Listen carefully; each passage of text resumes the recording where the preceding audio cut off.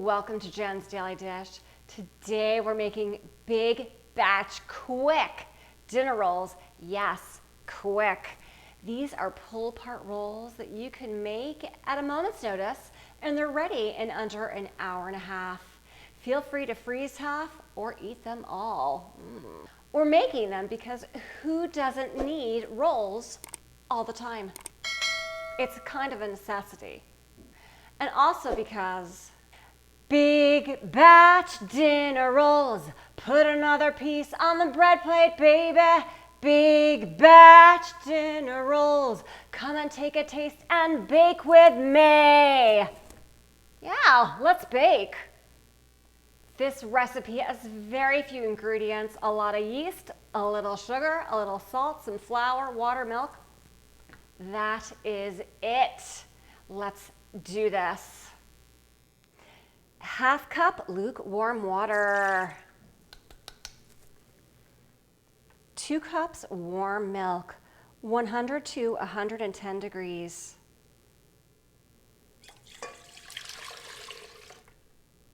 3 tablespoons room temperature butter. 2 tablespoons sugar. 1 tablespoon salt. 2.5 tablespoons yeast. Yes, it's a lot of yeast, but this is rapid rise. Gently stir in your mixer.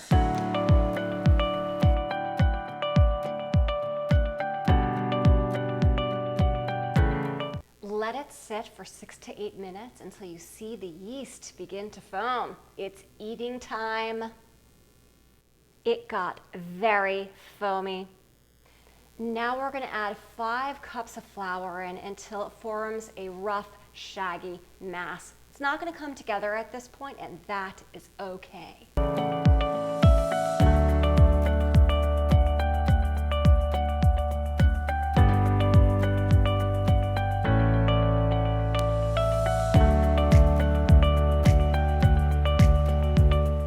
Add in half a cup of flour at a time until it forms a ball.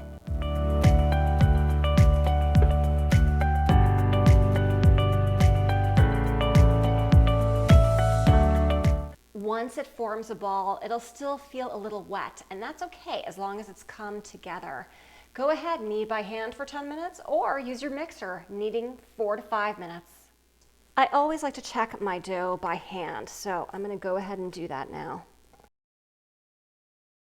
It should feel soft and smooth, which I can already tell it does. It should be a little bit tacky to the touch, which it is, and it should also be a little elastic. See how it's bouncing back? That is exactly what you want. Place it in a greased bowl, or you could just spray it with nonstick spray. Cover with plastic wrap that has also been sprayed, and let it rest for about 20 minutes room temperature until it's nice and puffy. Oh my, it's amazing what can happen in 20 minutes. Turn out your dough, deflate it a little bit, just get that air out. You can hear the air. And go ahead and make it into an 8 by 12 rectangle. So I'm just going to stretch it out. We're going to cut this into 4 long strips and then into 6 strips this way, so that we'll have a total of 24 pieces that we can shape into balls and our rolls.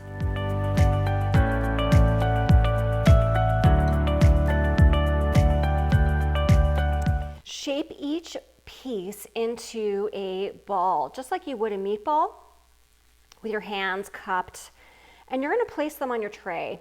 This is a half sheet, which I have sprayed and covered with parchment paper as well, but you could use 2 13 by 9 pans, or for 8-inch pans, whatever kind of pans you want, you can actually use. So we're just going to begin by placing them down.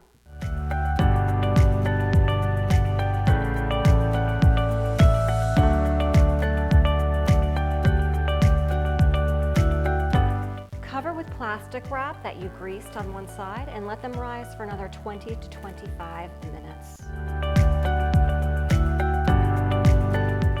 While you're waiting for the rolls to rise, go ahead, preheat your oven to 350 degrees. Look at how puffy they got. Excellent. Into the oven for 20 to 25 minutes. You want them to be a nice golden brown, and the internal temperature should be 190 degrees.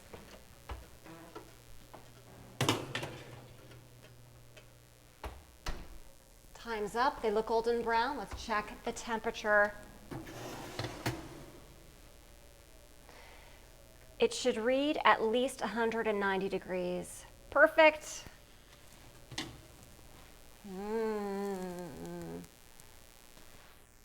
Once you've taken them out of the oven, feel free to put some melted butter on top. This is optional, but please, this is not optional. My, oh my. They smell heavenly. They look light and fluffy. And they were so easy to make, and they pulled right apart from the cookie sheet. Let's do official inspection time and taste. All right, they are nice and warm, and they totally absorbed the butter. Smell delicious. They're very fluffy and bouncy. Cooked super well, just a nice golden brown. Let's tear it apart. Oh, look at that. That is looking so good. The perfect roll. Let's take a bite.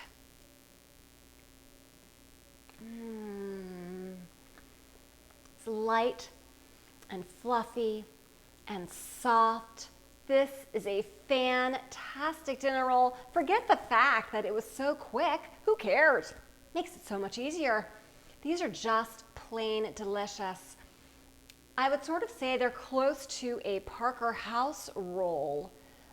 Very light, very fluffy, pull apart. This is a no-brainer.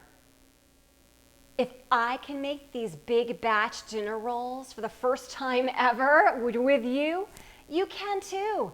Don't forget to like and subscribe, and check me out on Instagram at Jen's Daily Dish and more.